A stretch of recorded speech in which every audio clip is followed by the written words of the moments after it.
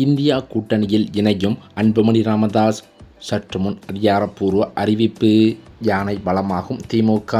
தமிழ்நாட்டின் அரசியல் சூழலானது வருகின்ற 2026 சட்டமன்ற தேர்தலை நோக்கி பல்முனை போட்டியாக நகர்ந்து கொண்டிருக்கிறது. அரசியல் தலைவர்களும் பல்வேறு வியூகங்களை செயல்படுத்தி கொண்டு அரசியல் நகர்வுகளை செய்து கொண்டிருக்கின்றனர். இத்தகைய சூழலில் தமிழ்நாட்டில் அரசியல் களத்தில் பல்வேறு அதிரடி திருப்பங்கள் நடந்து கொண்டிருக்கிறது. அதே சமயம் இந்தியாவில் உள்ள அனைத்து கட்சிகளிலும் வித்தியாசமானதுதான் நமது திராவிட முன்னேற்ற கழகம் என்று சொல்லும் அளவிற்கு முதலமைச்சர் ஸ்டாலின் அவர்களும் செயல்பட்டு வருவதும் குறிப்பிடத்தக்கது. மேலும் அது மட்டுமில்லாமல் தமிழ்நாட்டில் இந்திய காங்கிரஸ் தலைமையில் ராகுல் காந்தி ஒரு மாநாடு ஒன்றை நடத்த திட்டமிட்டுள்ளதாகவும் தகவல்கள் வெளிவந்து கொண்டிருக்கிறது. முதல்வர் மு.க. ஸ்டாலின் தலைமையிலான திராவிட மாடல் அரசு மற்ற மாநிலங்களுக்கு வழிகாட்டின முன்மாதிரியான அரசாகவே செயல்பட்டு வருகிறது. தமிழ்நாடு கொண்டு வருகின்ற ஒவ்வொரு திட்டத்தையும் தவிர்க்க முடியாமல் பாஜக தேர்தல் வாக்குறுதியாக அளித்து வருகிறது. அரசு பள்ளிகளில் காலை உணவு திட்டம், மகளிர் உரிமை தொகை திட்டம் ஆகியவற்றை மற்ற மாநிலங்கள் பின்பற்ற வேண்டிய நெருக்கடிக்கும் தள்ளப்படுகிறதாம். தமிழ்நாட்டில் 1967 இருந்து இருமொழிக் கொள்கையாகவே பின்பற்றி வருகிறோம். அதை அளித்து மும்மொழிக் கொள்கையை கொண்டு வர வேண்டும் என்பது பாஜகவின் திட்டம்.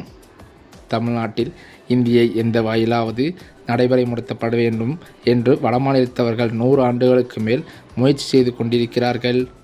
அதற்கு எதிர்வினையாற்றி தமிழ் மொழியை பாதுகாத்து வருவது பெரியார், அண்ணா, கலைஞர், திமுக என்கிற கட்டமைப்பு தான். மொழியை பாதுகாப்பதில் நாம் முன்னோடியாக மாநிலமாக இருந்து வருகிறோம். மகாராஷ்டிரா போன்ற மாநிலங்கள் இப்போதுதான் விழித்திருக்கிறது.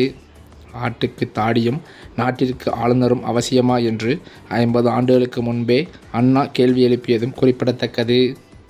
இப்போது ஆளுநரின் அடாவடித்தனத்திற்கு திராவிட மாடல் அரசு முற்றுப்புள்ளி வைத்துவிட்டது என்றே சொல்லலாம்.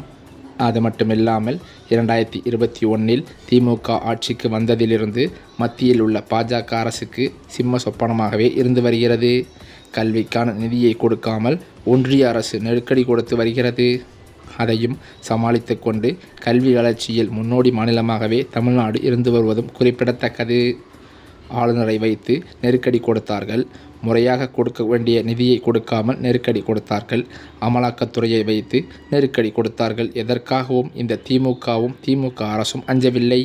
தொடர்ந்து ஒன்றிய அரசு பாஜக அரசுக்கு எதிராக தமிழ்நாடு போராடும், தமிழ்நாடு வெல்லும் முழக்கத்தை எழுப்பிக் கொண்டேதான் இருக்கிறார்கள். தமிழகத்தில் எல்லோரும் பணிந்து விட்டார்கள். அதிமுக அடிபணிந்து விட்டது.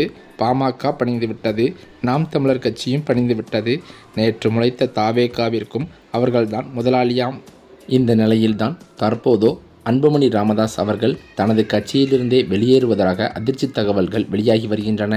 அது மட்டுமில்லாமல் பாட்டாளி மக்கள் கட்சியில் அப்பா மகன் பிரச்சனை தீரவே தீராது போலே என்று அத்தகைய தொண்டர்களும் பல்வேறு குழப்பத்தில் இருந்து வருவதாகவே கூறப்பட்டு வந்த நிலையில் தற்போது அன்புமணி அவர்கள் கட்சியிலிருந்து வெளியேறுவதாக அவரது ஆதரவாளர்களுடன் ஆலோசனை நடத்தியிருப்பதாக தகவல்கள் வெளிவந்துள்ளது. இப்படி தமிழ்நாட்டில் உள்ள பெரும்பாலான கட்சிகள் இயக்கங்கள், தலைவர்கள் என்று எல்லோரையும் அடிபணிந்து விட்டார்கள். அவர்களால் திமுகவை மட்டும் இன்னும் வீழ்த்த முடியவில்லை என்பதே நிதர்சனம். பணிய வைக்க கூட முடியவில்லை. திமுகவை வீழ்த்த பாஜக எடுத்துள்ள கடைசி ஆயுதம்தான் SIR என்கிற சிறப்பு வாக்காளர் பட்டியல் திருத்தமாம். வாக்கு திருட்டு என்பதற்கும் தேர்தல் திருட்டு என்பதற்கும் நிறைய வேறுபாடுகள் இருக்கிறது. வாக்கு திருட்டு என்பது ஒரு உண்மையான வாக்காளருக்கு மாற்றாக போலியான ஒருவர் வாக்கு அளிப்பது தான். தேர்தல் திருட்டு என்பது ஒரு கட்சி பெற்ற அபார வெற்றியை அப்படியே அபகரித்து கொண்டு இன்னொரு கட்சி வெற்றி பெற்றதாக அறிவித்து ஆட்சியை அமைப்பது தான். தேர்தல் முறை ஜனநாயகத்தையே குழி தோண்டி புதைப்பது. அப்படித்தான் அதுக்கு பொருள். அந்த வேலையைத்தான் SIR என்ற பெயரில் பாஜகவும் செய்து வருகிறது. ஹரியானா போன்ற பீகார் போன்று தமிழ்நாட்டில் நடக்காது. இங்கே திமுக, காங்கிரஸ், கம்யூனிஸ்ட், VCK போன்ற கட்சிகளின் பூத் ஏஜெண்டுகள் பலமாக இருந்து வருகிறார்கள். பார்த்து கொள்வார்கள் என்று ஏமாளிகளாக இருந்துவிடக்கூடாது. அந்த வகையில் திமுகவின் கூட்டணி பலமானது யானை பலமாக மாறி வருவதும் குறிப்பிடத்தக்கது. அதே போலத்தான் ஹரியானாவில் போலி வாக்காளர்கள் 25 லட்சம் பேர் சேர்க்கப்பட்ட விவகாரம் எந்த பூத் ஏஜெண்டுகளுக்கும் தெரியாமல் சேட்டிலைட் சாஃப்ட்வேர் மூலம் நடந்துள்ளது. கர்நாடகா மாநிலம் ஆலந்த தொகுதியிலும் அப்படிப்பட்ட போலி வாக்காளர்கள் மொத்தமாக மேல்மட்ட அளவில் மென்பொருளை பயன்படுத்தி சேர்க்கப்பட்டார்களாம். இந்த மோசடியைத்தான் பூத் அளவில் யாருமே தடுக்க முடியாது. ஏனெனில் இது அவர்களின் பார்வைக்கே வராதாம். நேரடி சிஸ்டத்தின் மூலமாக போலி வாக்காளர்கள் பட்டியல் ஏற்றப்படும்.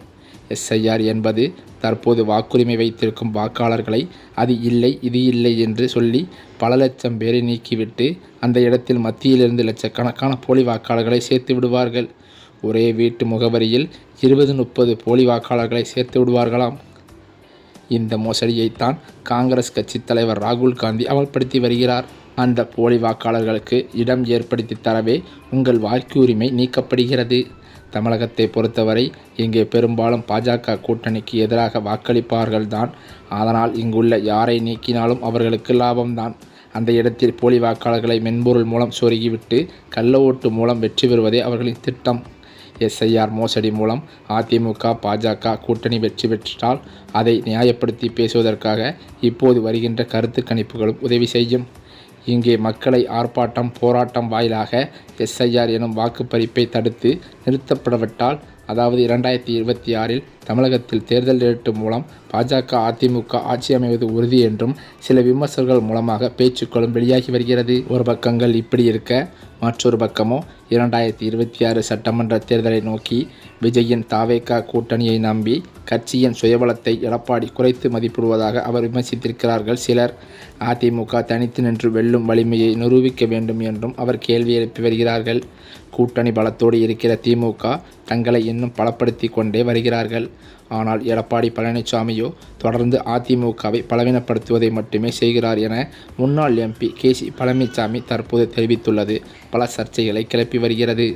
அதாவது அதிமுக பாஜக கூட்டணி அமைந்தபோது அது ஓரளவு வெற்றி கூட்டணியாக பார்க்கப்பட்டது.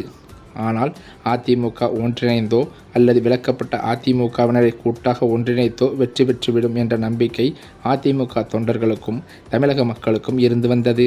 அந்த நேரத்தில் தான் விஜய்க்கு 10% வாக்குகள் தான் கிடைக்கும். அதிலும் 6% திமுக வாக்குகளாகத்தான் இருக்கும். அது அதிமுக வெற்றியை பாதிக்காது என்பதாகத்தான் பேசப்பட்டு வந்தது. அந்த நேரத்தில் தான் விஜயுடன் கூட்டணியும் இல்லை, எந்த உறவும் இல்லை என்பதில் உறுதியாக இருந்தார். அப்பொழுதுதான் களம் அதிமுகவிற்கு சாதகமாக இருந்தது. ஆனால் அந்த சூழ்நிலையில் அதிமுகவை ஒன்றிணைக்க முடியாது என்ற முடிவை எடப்பாடி பழனிசாமி எடுத்தார். அதனுடைய தாக்கத்தை குறைப்பதற்காக கரூர் சம்பவத்திற்கு பிறகு விஜயோடு கூட்டணி என்கிற அஸ்திரத்தை எடுத்தார்.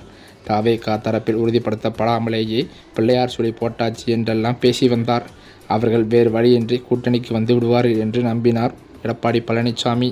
இப்படி நம்பியிருந்த நிலையில்தான் தமிழக வெற்றிக் கழகத்தின் தலைவரான விஜய் அவர்கள் அடுத்தடுத்த நிகழ்ச்சிகளில் அதிமுகவையும் எடப்பாடி பழனிசாமியும் விமர்சிக்கும் அளவிற்கு பேசி வருவதால் இனிமேல் எந்த நிலையிலும் அதிமுகவுடன் கூட்டணிக்கு தமிழக வெற்றிக் கழகம் வராது என்று எண்ணிய எடப்பாடி பழனிசாமி கடும் அதிருப்தியில் இருந்து வருவதாகவே சொல்லப்படுகிறது. இந்த சூழ்நிலையில்தான் திராவிட முன்னேற்றக் கழகத்திற்கு மேலும் பலம் சேர்க்கும் வகையில் பாட்டாளி மக்கள் கட்சியிலிருந்து அன்புமணி அவர்கள் திமுக கூட்டணிக்கு வர இருப்பதாக அதிர்ச்சி தகவல்கள் வெளியாகி வருகின்றன. இன்னும் ஓரிரண்டு நாட்களில் அப்பா மகன் பிரச்சனை தீராது என்று எண்ணிய அன்புமணி அவர்கள் தற்போது பாட்டாளி மக்கள் கட்சியிலிருந்து விலகி திமுக கூட்டணிக்கு இணைய முடிவெடுத்திருப்பதாக அவரது ஆதரவாளர்கள் மத்தியில் பேச்சுக்களும் அடிபடுகிறது. இத்தகைய சூழலில் இன்னும் ஓரிரண்டு நாட்களில் அதன் அடிப்படையில் அவர் ஸ்டாலினை நேரில் சந்தித்து திமுக கூட்டணியில் இணைய இருப்பதாகவும் தகவல்கள் கசிந்து வருகிறது.